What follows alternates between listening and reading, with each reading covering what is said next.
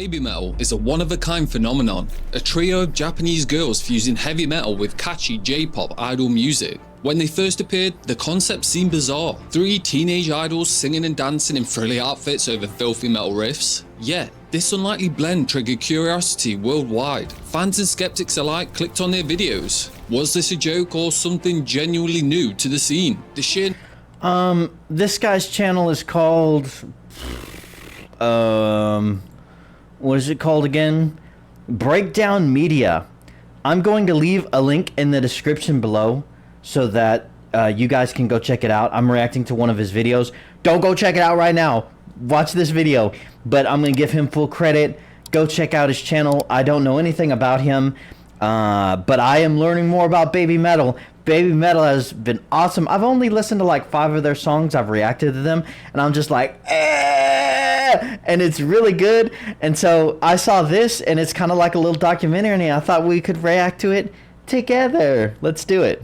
Novelty of Babymetal, metal music performed with choreographed kawaii charm, instantly caught the attention of fans. What began as viral curiosity evolved into a global fan He's holding his microphone. You have to have a little thingy like this to where you don't have to hold it. base. By blending pop melodies and idol choreography with thrashing guitars and double kick drums, Babymetal pioneered a new subgenre dubbed They're so adorable, aren't they? Oh, they're so cute. kawaii metal. More than a gimmick, they showed that metal can be playful and still go hard. The trio's almost infectious energy won over both J-pop fans and die-hard metal fans. A fan crossover you'd never expect to see. And while this extremely talented trio deserve a ton of credit, This dude likes Linkin Park. I like Linkin Park. Yeah, man. I learned from one of my videos that this sign right here, it's not like the rock and roll devil sign that they're holding it up. One of you guys commented and you said, no, this is like the fox sign that they're doing. I didn't know that. I've learned several things from your comments. Don't forget to comment on this video. their story goes much deeper, with many different moving parts working together to achieve global success. This is the rise of Babymetal. Quick interruption before we get into the video. I want to That was very loud. It looks like he switched his clothing. thank today's sponsor, Rockabilia. Rockabilia is the home of officially licensed merch, including the likes of Bad Omens, Sleep Token, Bring Me the Horizon. If I'm gonna watch this guy's video, I'm gonna give him his spotlight to push his merch, whatever he wants to do. I'm not gonna fast forward it, because that'd be a dick thing to do. And even the topic of today's video, Babymetal. And not only is the merch extremely affordable, it's very high quality too. I mean, Bring Me the Horizon even visited the warehouse to pick up some merch, so if it's good enough for them, it's good enough for me. If you've ever wanted to support the channel and pick up some dope merch in the process, now's the time to do so. Just head to the link in the description or go to rockabilia.com. Check out their massive selection of officially licensed merch and use the code BREAKDOWN at checkout to get 10% off your entire order. Honestly, when they say it's the biggest selection of officially licensed merch on the internet, they mean it. I don't even want to admit how much time I spent perfecting my wish list before I used code BREAKDOWN for 10% off my order at the checkout. Thank you to Rockabilia for supporting the channel. Go pick up some merch using code BREAKDOWN and let's get back into the video. Babymetal formed in 2010 as a subunit of a Japanese idol group. 2010? My God, that's 15 years ago. I had just graduated high school. Man.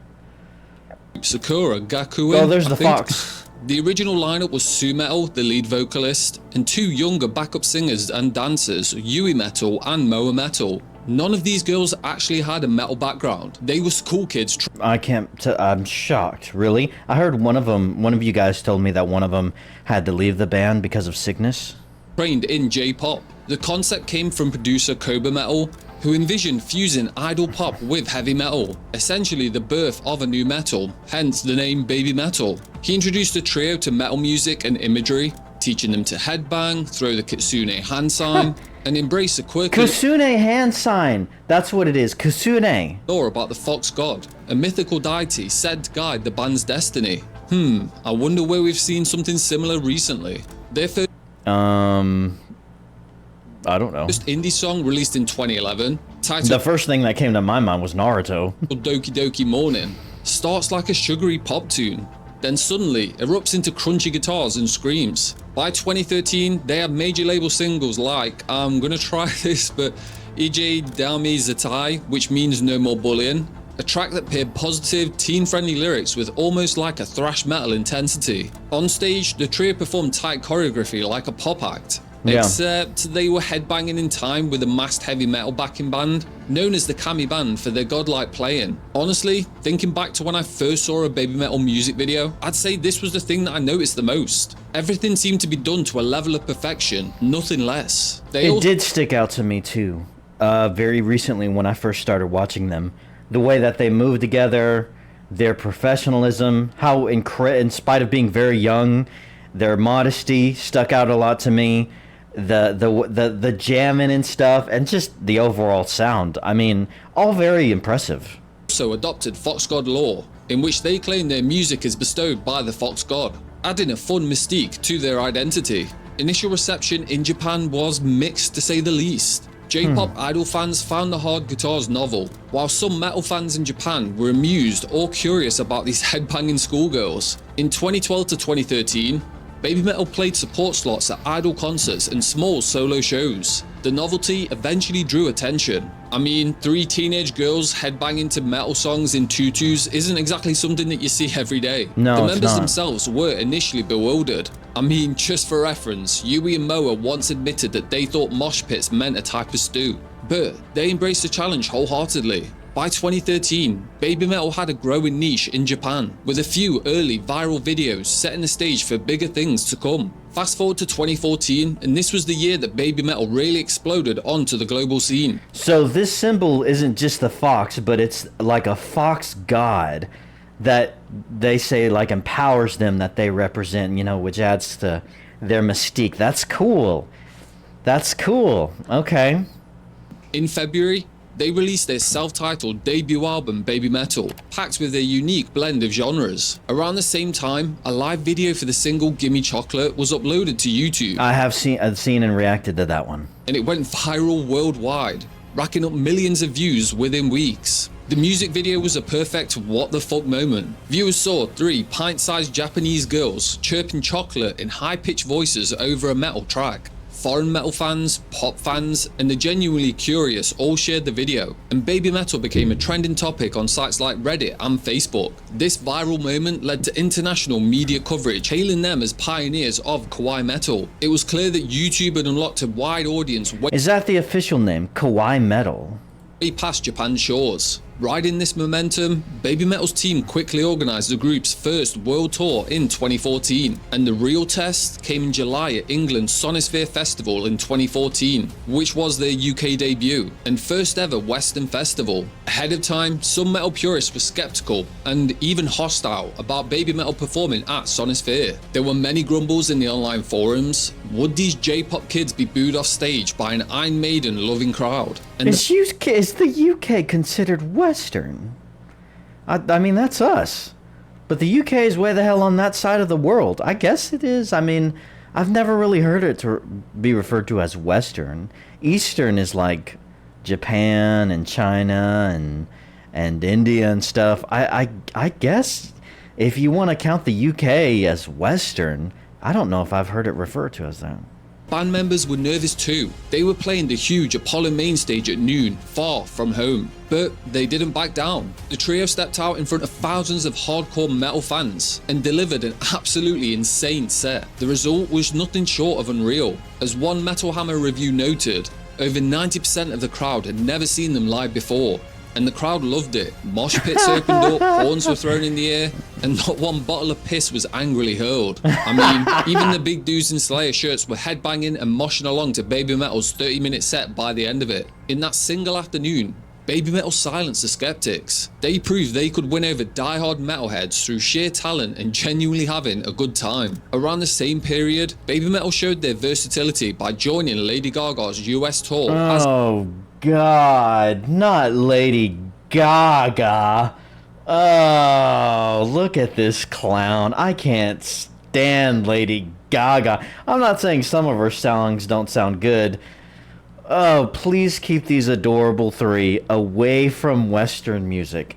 Keep them away from Lady Gaga, from Beyonce, from, what's that other nasty woman? who created the WAP song. What's her name? I'll think of it in a minute. Oh, they're all so nasty. Keep them away. A special guest. Look at this Pop clown. superstar Lady Gaga personally invited Babymetal to open for 5 shows on her Art Pop Ball tour in summer 2014. And Babymetal were big in their own right, but Lady Gaga in 2014 was off the scale. And once again, it took balls for the girls to take such a risk. I mean, just think about it. At Gaga's arena concerts in America, Babymetal were essentially playing to a girly pop crowd whose musical palettes couldn't be any further away from metal music. Then, on comes to stage the 3 headbanging Japanese teens, and by the end of Babymetal's set, even Gaga's fans were jumping and singing along to the likes of Megitsune and Gimme Chocolate. They'd probably like anything, to be honest with you. If you like Lady Gaga, she has some good songs, you know, that I have enjoyed in the past, but they're like the exception to the rule. And just everything about some of the older stuff isn't bad, but oh man, today, I don't know. Like her Paparazzi song I kind of liked.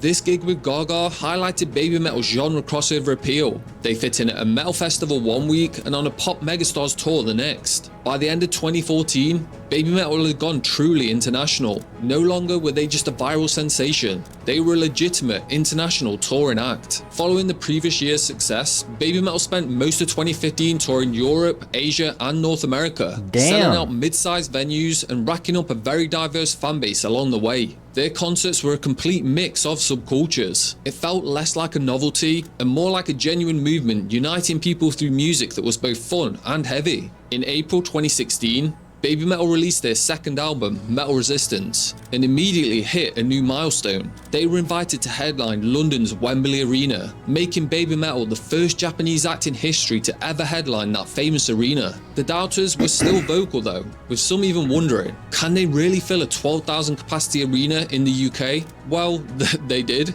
Wembley sold out for Babymetal's show on April 2nd, 2016, and the concert not only drew 12,000 fans from across the globe, it also set a record for the venue's highest ever merchandise sales, with the band selling more t-shirts in one night than any artist ever before, showing just how committed their fans had become. And the show itself was a spectacle to say the least. A 5-star review in The Guardian praised it in their biggest UK show to date. Babymetal proved they're no gimmick, but a metal phenomenon on a mission. The production was insane. Su Metal, Moa Metal, and Yui Metal had grown more confident and powerful as performers. Yeah, suck it, UK.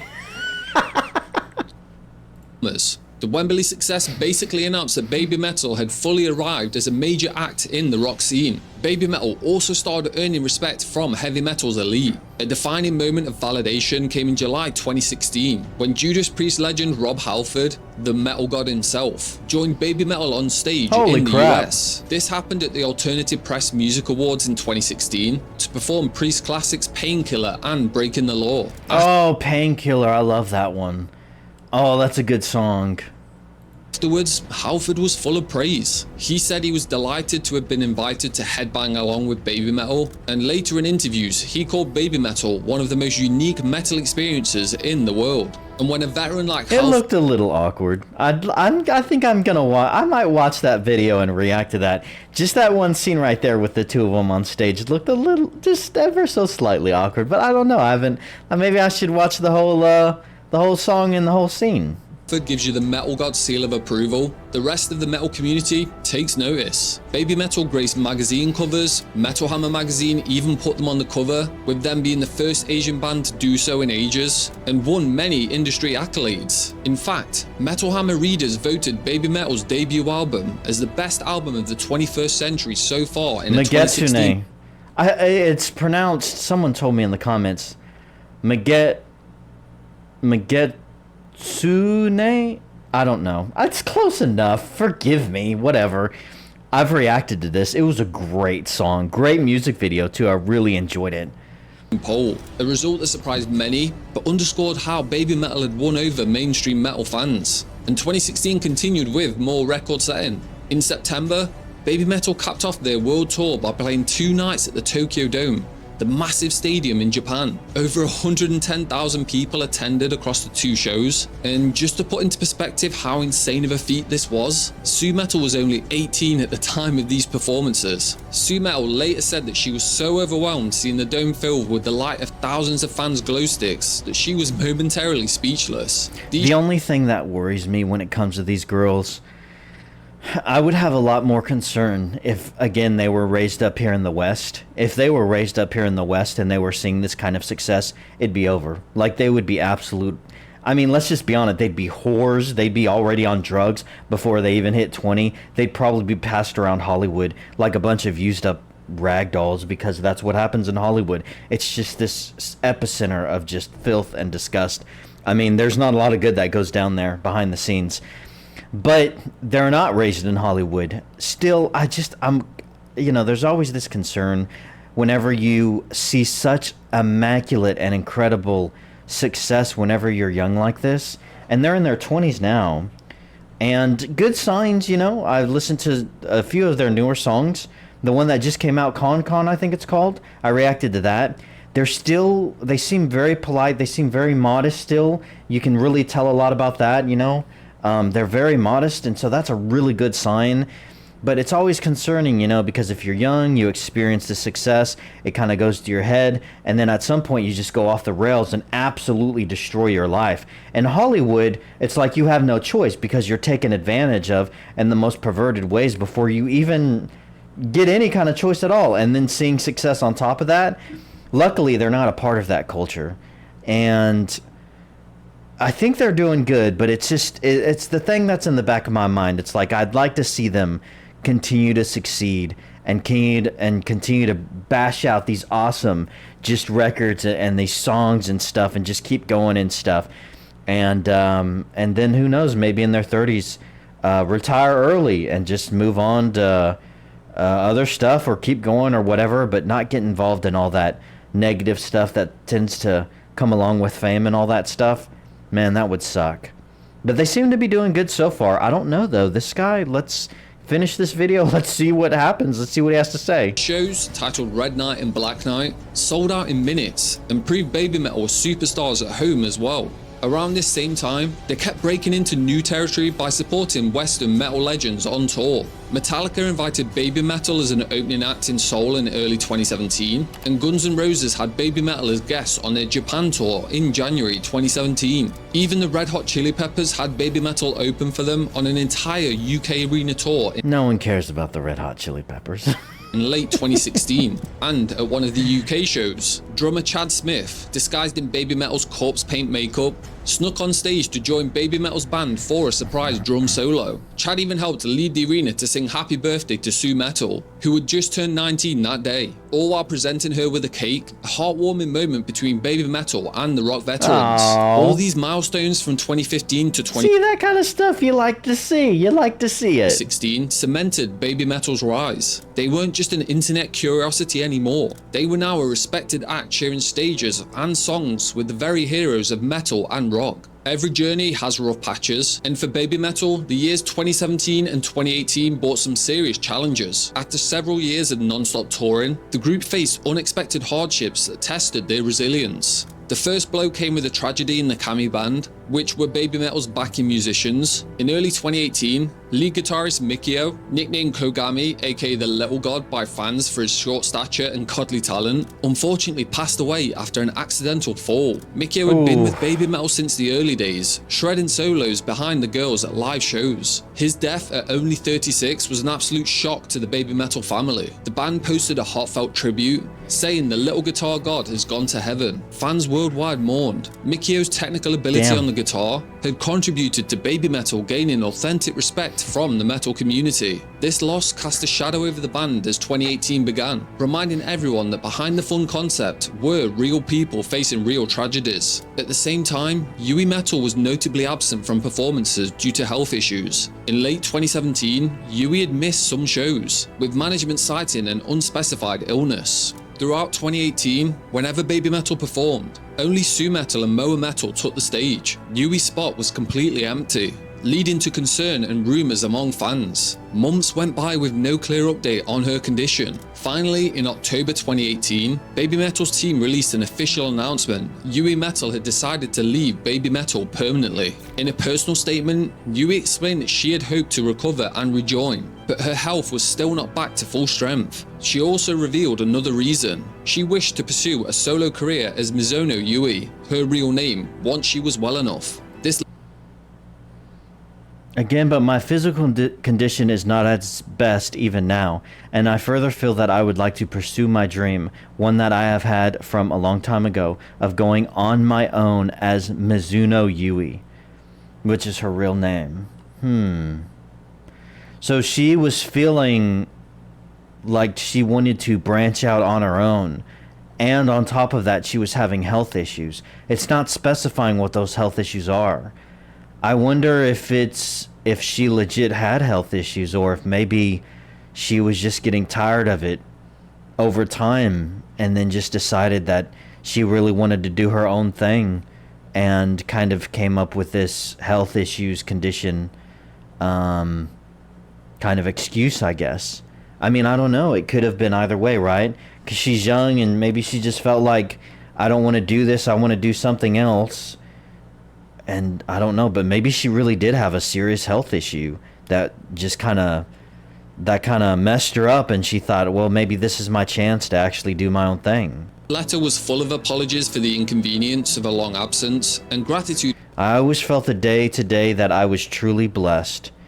The live shows we all smiled together and became as one, were truly happy and enjoyable times. I will do my utmost best to be able to do again one day. Meet all of you as Mizuno Yui. Thank you from the bottom of my heart for the last 8 years. That sounds like a goodbye. Did you guys know that for most of the people watching YouTube videos, only a small percentage of those people are actually subscribed to those channels? But subscribing is really quick and easy. All you have to do is first to make a YouTube account, which is free, and then after that, go down to the video that you're watching, hit the like button, which goes a long way in helping out the algorithm, and then go over and hit the subscribe button. After you've hit the subscribe button, click the drop down arrow and click the option that says all, so that can notify you whenever a new video from this creator has dropped. Subscribing is free, and making a YouTube account is also free. It allows you to keep up with all of your favorite content creators, and of course it goes a long way in helping out my channel, and I really do appreciate it. So with all of that being said, back to the video. For 8 wonderful years with the group. Yui's departure was a pivotal, emotional moment in Babymetal's story. This was one of the original trio. Which one is she? Is she this one or that one? She's not the big one. A beloved member whose bright smile and dynamic personality had been central to Babymetal's image. That one? Many fans were heartbroken, worried if the band would continue without her. For a while, Babymetal continued as Sue Metal and Moa Metal, which fans could notice felt visibly different. To fill the gap on stage, the band introduced temporary backup dancers dubbed the Avengers in 2018 and 2019. These rotating performers, 3 chosen from auditions, would appear alongside Sue and Moa in Yui's place. But notably, they did not sing Yui's lines. Sue Metal covered most vocals and Moa Metal took on more parts too. It was a creative solution to keep the live show visually a trio, but it was clear that no one could truly replace Yui Metal in fans' hearts. During this period, Babymetal also faced fan criticism from a perceived shift to a darker, less cutesy presentation, most notably with their 2018 tour, which had a new narrative about being sealed in the Babymetal matrix and featured a more ominous tone. Some wondered if Babymetal would ever be the same. The band I haven't reacted to any of those songs yet. I will. Responded by dedicating a new song, Starlight, to the departed Yui and also possibly to Mikio, with its lyrics and video implying a rebirth after loss. Through late 2018, Babymetal essentially said the show will go on. Sue Metal, now in her 20s, stepped up as an even more commanding frontwoman, and WaywardMetal became the emotional bridge with the crowd, waving the flag for the fans. Yui's exit, while difficult, became part of Babymetal's narrative of perseverance. They honored her contributions and made clear that Babymetal as a concept was bigger than any one member. Surviving this low point set the stage for Babymetal's next evolution. Despite the challenges, Babymetal entered a new chapter from 2019 onwards, evolving their sound and which would be 6 years ago. Man, it's incredible how quickly time flies, isn't it? even their lineup. The first big step of this new era was the release of their third album, Metal Galaxy, in October 2019. The title of this album was spot on. It was like a journey across a metal galaxy, featuring songs influenced by different regions and styles all around the world. Metal Galaxy included multiple guest artist collaborations, signaling Babymetal's desire to mix their style with other metal talents. For example, Joe Keem of Swedish power metal band Sabaton provided guest vocals on the fun folk metal stomp O Magi. Alyssa, the Canadian vocalist of Arch Enemy, lent her demon growls to a special version of the track Distortion, and they even mixed in some rap, with Thai rapper F Hero featuring on the high energy single Papaya. These diverse collabs show— Please don't go down that road. I mean, if you can somehow revitalize rap and hip-hop music, but man, I don't know about that. I don't know. I say that. You got some artists like Tom McDonald really raising the bar from the sludge that's been coming out. Maybe. I don't know, maybe. Babymetal expanding their diverse network into the rock and metal world. Metal Galaxy was an immediate hit, both commercially and within the fanbase. The band toured non-stop, that is until the COVID pandemic hit in 2020, and reached some personal milestones. In 2019, they played Glastonbury Festival in the UK, a famous mega festival that rarely features Japanese acts, and reportedly were the first Asian act ever to headline the festival's Avalon stage. That summer, they also became the first Japanese act to headline the Forum in Los Angeles, playing an arena show in the US to thousands of fans. The fans also adapted. With Yui gone, fans rallied around Su Metal and Moa Metal, respecting the band's decision to continue. But where's their replacement? They picked up another girl at some point, right? I think so. And welcoming the rotating Avengers on stage. One friendship that particularly blossomed in this era was between Babymetal and one of my all-time favourite bands, Bring Me the Horizon. Bring Me had taken notice of Babymetal's rise early on. They even watched Babymetal's set at Sonisphere 2014 from the side stage, with Ollie Sykes even being spotted performing wearing the iconic Babymetal merch. Over the years, members of Bring Me the Horizon expressed admiration for Babymetal's showmanship and genre blending, something that they know a thing or two about themselves. In 2019, this mutual respect led to a role reversal. Bring Me opened for Babymetal at a pair of huge arena shows in Japan, which was a surprise in itself, since usually Japanese bands support Western headliners, not vice versa. And the two bands struck up a friendship. That's cool. I like that. I like that a lot. Hearing that kind of warms my heart a little bit.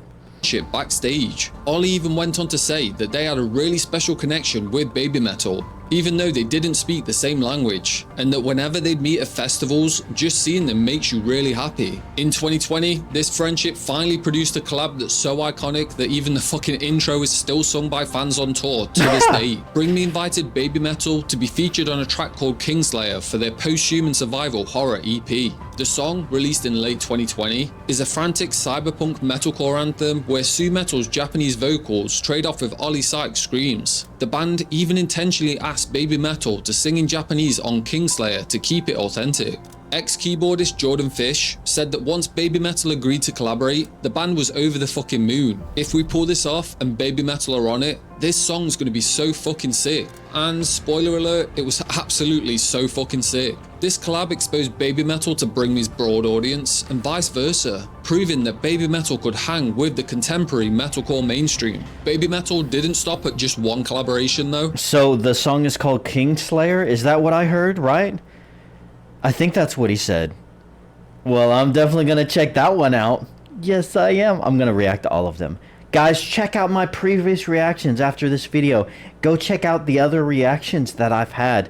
And stay tuned and hit that bell so that you know whenever I drop a new reaction and we can all listen to Babymetal together. By the mid-2020s, they were actively teaming up with artists across the rock and metal spectrum. In 2023, they released a high-energy single called Ratatata in partnership with German partycore band Electric Callboy, and the backstory as to what led to this collab is wholesome as fuck. Babymetal had been fans of Electric Callboy's goofy dance metal hit We Got the Moves, and wanted to create a Babymetal song that captured the same style party vibe. They struggled at first to write the perfect crowd-bouncing anthem, so they simply called up Electric Callboy for advice, which quickly led to let's just write it together. And the result, Ratatata, released Holy in crap, that's wild.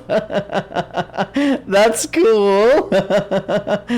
2024 is 3.5 minutes of stupidly catchy dance metal. Ratatata. Alright, another one added to the list. Pounding EDM beats fused with chugging metal guitars, with Sue Metal singing interwoven with Electric Callboy shouts. The song was released as a standalone single, although it is expected to appear on Babymetal's upcoming album. It turned into one of the year's most fun metal anthems. As of right now, the music video has over 45 million views on YouTube. God.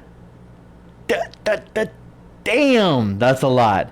The WWE even adopted Ratatata as an official theme song for a major wrestling event, Bash and Berlin 2024, and included it in the WWE 2K25 video game soundtrack. Another huge collab arrived in 2025. Babymetal teamed up with Alex Terrible, the controversial vocalist to say the least of Russian deathcore band Slaughter to Prevail, for a song bluntly titled Song 3. This track might be one of Babymetal's heaviest offerings ever. It's built on Slaughter's down-tuned, skull-crushing riffs, with Alex Terrible delivering his signature growls, while Sue Metal counters with melodic choruses. Babymetal themselves have called Song 3 one of our most forceful tracks to date. I have listened to this one, I believe.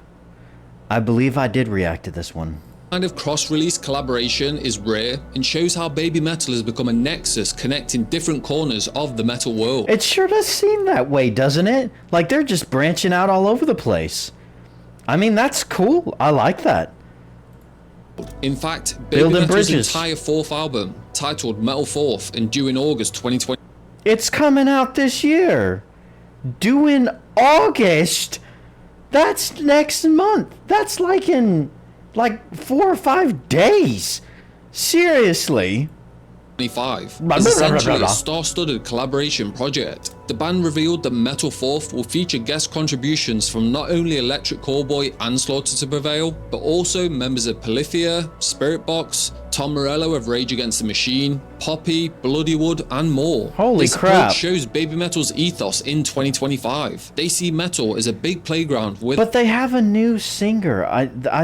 Surely he's going to mention the new third singer. Without borders. They can drop a brutal deathcore banger 1 minute and a bubbly pop metal tune the next. And yet, it all still feels like Babymetal. Alongside musical evolution, Babymetal also completed their lineup evolution. For 4 years after Yui Metal's exit, Here we go. Sue Metal and Moa Metal performed with rotating backup dancers. But fans always hoped the group would officially regain a permanent third member. In April 2023, those wishes came true.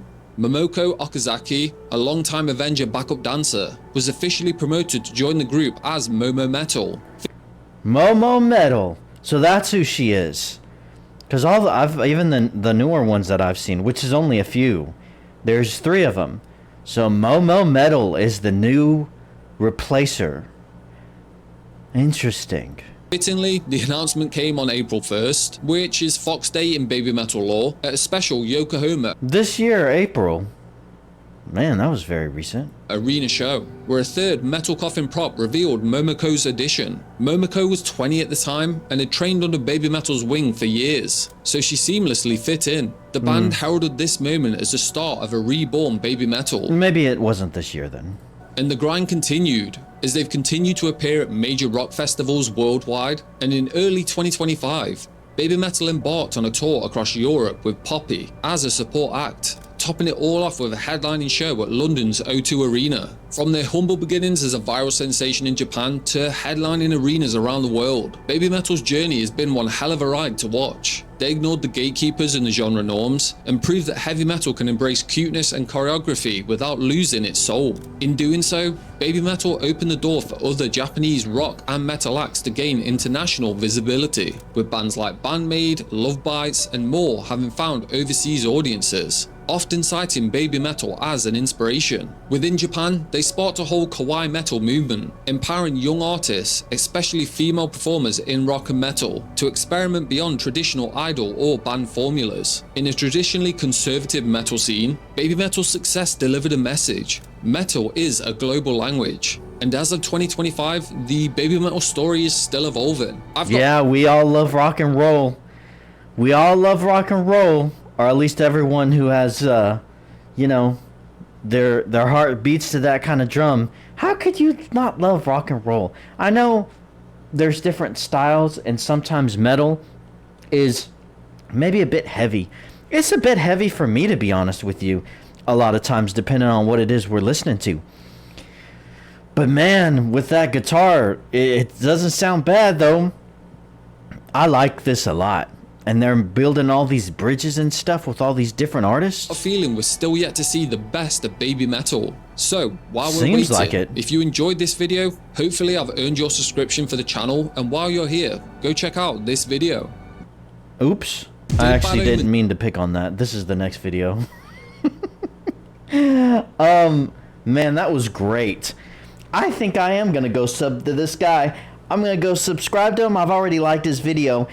And after you watch this, even though we reacted to it together, go to his channel, and if you could watch the video, you don't even have to, you can mute it if you want, but watch through it all, because if you watch through a whole video, it helps with the algorithm. But definitely like it. Hit the like button and then subscribe. This was great, and I'm really glad that almost all of it was very positive.